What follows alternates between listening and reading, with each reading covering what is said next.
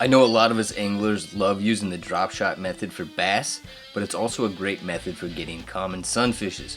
We'll go over the easiest way to tie this rig, and I'll share my favorite tackle and baits to pair with it.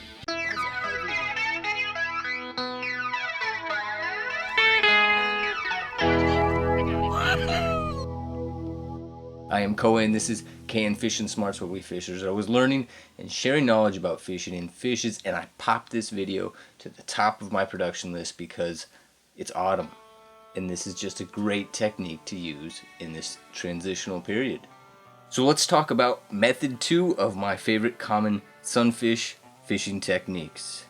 A simple drop shot rig is designed as an inline rig where a weight rests at the bottom with a hook sitting above that weight with some sort of attractant or bait on that hook. It's an ideal rig for getting to the bottom quickly, as well as being able to control the location of where you want your bait to be. Now, I spent the last year experimenting with a whole bunch of different ways to tie the drop shot for common sunfishes, with T-knots and various dropper knots with different lures and presentations, and I just found that simple is better. For this simple rig, you'll just need a hook and a drop shot weight as well as your line. For the hook, you're looking at a light wire hook with an upward facing eye, or even a straight eye will work. I'll talk more about specific hook brands later, and you'll need a dropper weight, and really any dropper weight will do, even a split shot attached would work. But for the best performance and to avoid snags, you really want some of these specialized drop shot weights. I found these reaction tackle tungsten cylindrical drop shot weights are just great. They'll break out of snags and rock crevices really well, and tungsten just makes a little bit more thump than lead. Thump being that noise that'll attract the fishes, especially on like a gravel bottom. Plus, I'm trying to get away from using lead whenever I can, just for those eco-friendly purposes. I use both the 1/8 ounce, which is more practical on light gear, but I'll also use a 1/4 ounce when I'm craving more casting distance, and that's more typical weight you'll see on the bass rigs. And I'll link all mentioned gear down below. Line wise, it's up to you to use a fluorocarbon leader or not. I've used fluoro leaders and gone without leaders and just used the braided line I spool with, and really I haven't noticed a difference in common sunfishes willing or not willing to take a bait because of line visibility. Now, to tie this knot, it's just a Palomar knot while leaving a really long tag end, and feel free to use the chapters on the bottom of this video to skip ahead if you already know how to tie this. So start by sliding your line in through the back of the eye, then you'll take it right back through the eyelet, creating a loop on one side.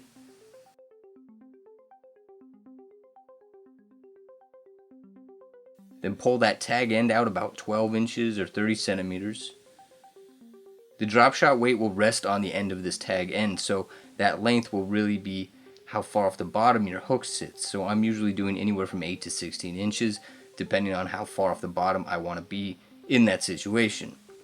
Then just create an overhand knot with that loop you've created. You'll pull that over both the standing end and tag end.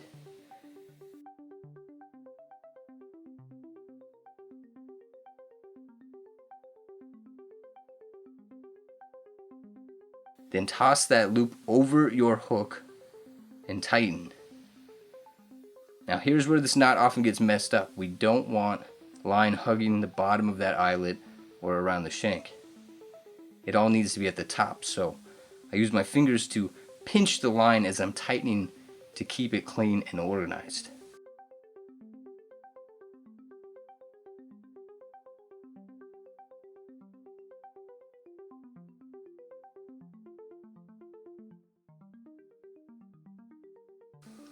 If we see now, the hook isn't resting in a really nice position for hook setting. Now it's very important to slide that long tag end through the front of the eyelet, or think about it going downwards. Now the hook is in a more secure upward facing position for the hook set. And finally, we just tie on that weight, and really with these pinch connectors on these tungsten weights, no knot is even needed. It'll bite down on that line. But I'm just an overly cautious person, so I just toss a short little overhand knot on the end there and snug it up against the end.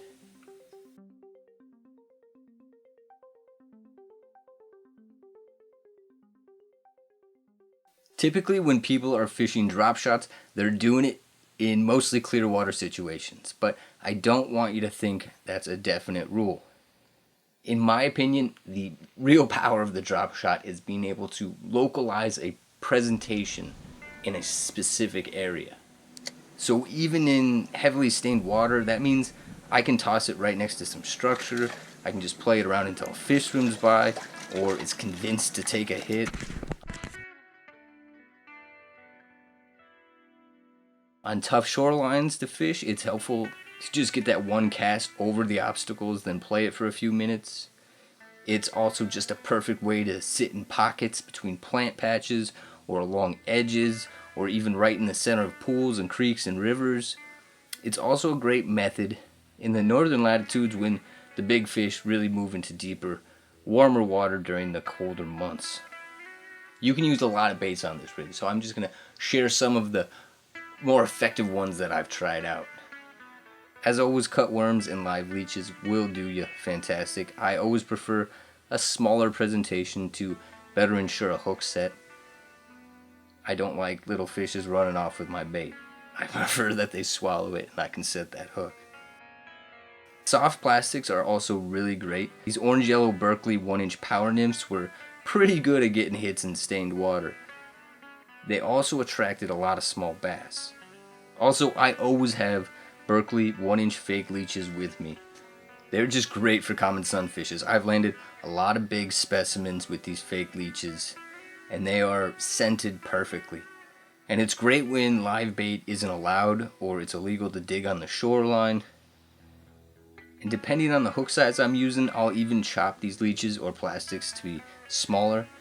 I chopped up this mule fishing plastic. It was just a bit big for the lepimids I was targeting on the drop shot in this particular situation, but the tail end offered a great wiggle, so I just used that back end and it worked great. I believe it was David Newton here on one of our KNFS videos that commented that the mule fishing lures, those plastics, are more durable than the EPFs. And yeah, those mule fishing plastics are pretty durable. It was hard to tear one by hand. And I know in my last video I said I'd be telling you my thoughts on those mule fishing lures. I am behind on testing those as I blew out my back when I was in Michigan. I had to cancel my trip northeast. And so I've just been doing a lot of sit and wait type fishing. Been catching some nice catfish. But this past week I've become obsessed with catching a koi on this one lake, which is proving to be much harder than I thought it would be. I am catching a lot of turtles though, and nice sized yellow bullheads. I'm really enjoying the challenge of catching these skittish koi fish. And I'm fattening up the local turtles quite a lot too. Sorry for the tangent, let's get back to common sunfishes. So, Ratfish 1000 commented here on one of our KNFS videos about using, he recommended the Bobby Garland soft plastics. And so I remember having used them, and I hadn't used them in a while, so I picked up a couple of packs of the itty bitty Swim R's, and I threw them on the drop shot. These are 1 1/4 inch long, usually paired with, you know, your small jigs like a 1/64 or 1/32. But I figured, hey, that looks like it would be fabulous on a drop shot for lepimids. Sure enough, they are really effective on the drop shot, and I wacky rigged them most of the time. Now, this is a pool in a clear water creek in Virginia, and I'm sight fishing right now, so I'm twitching it faster than normal to make it harder for the smaller ones to get the bait. I caught plenty of nice redbreast here, and even a yellow bullhead. And this was actually the first time I caught a warmouth on camera underwater. I did miss the hook set though, but you know, that happens. But I have been having a lot of fun with those Bobby Garland baits on the drop shot.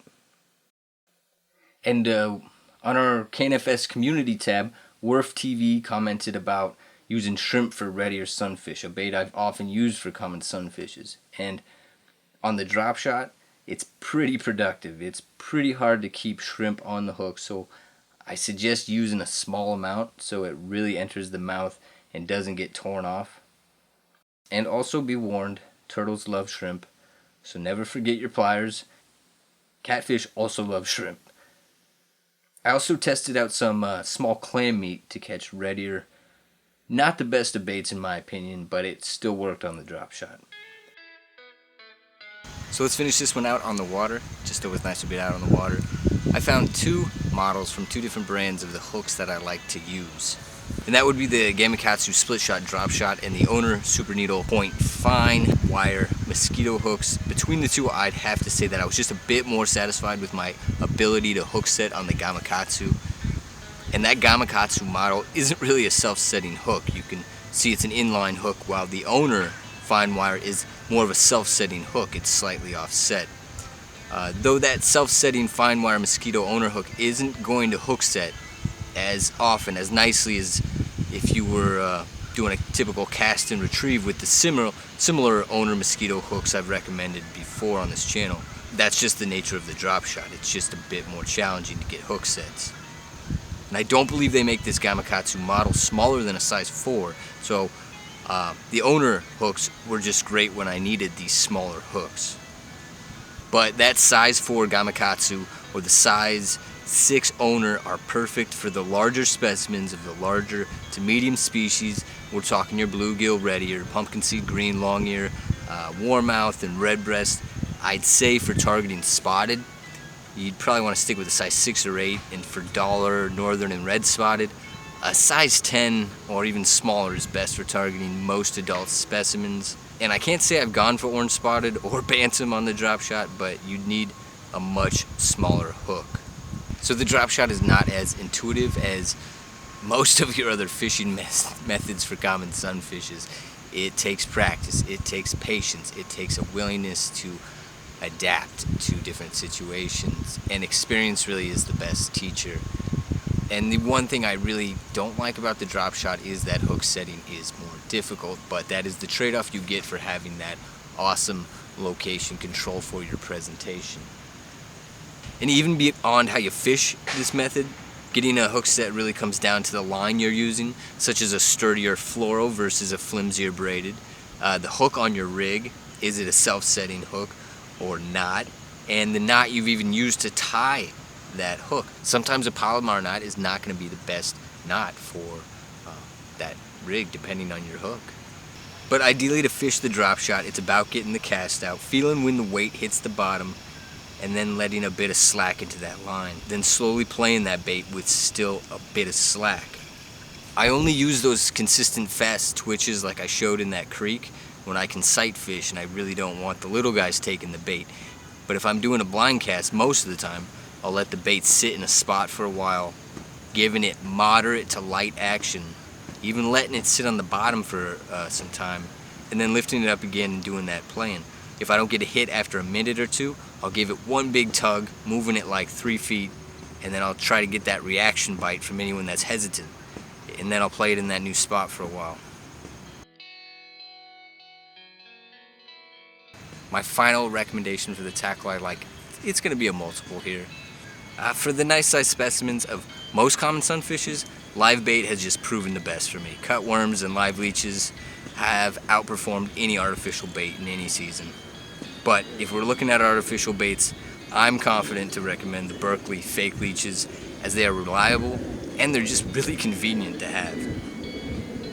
And I gotta say, I've been really impressed with these Bobby Garland itty bitty swim R's on the drop shot.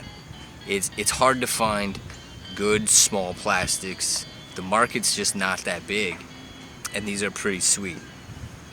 And of course, those tungsten reaction tackle 1/8 weights have been more than I expected performance wise. So when attaching your baits, I suggest you try mini presentations out, find out what bait presentation works best for you. Personally, I find wacky rigging and artificial bait to be very effective year-round if you keep the bait profile small enough. Alright, if you have any tips on the drop shot, anything you want to add, lures you've tried that are just great, please share that with us down below in the comments. I'm actually really curious how many of you actually use the drop shot for common sunfishes. It's just so typical for bass fishing. Alright, fish responsibly and good luck. Hopefully I can get my koi. I'm trying out a new spot.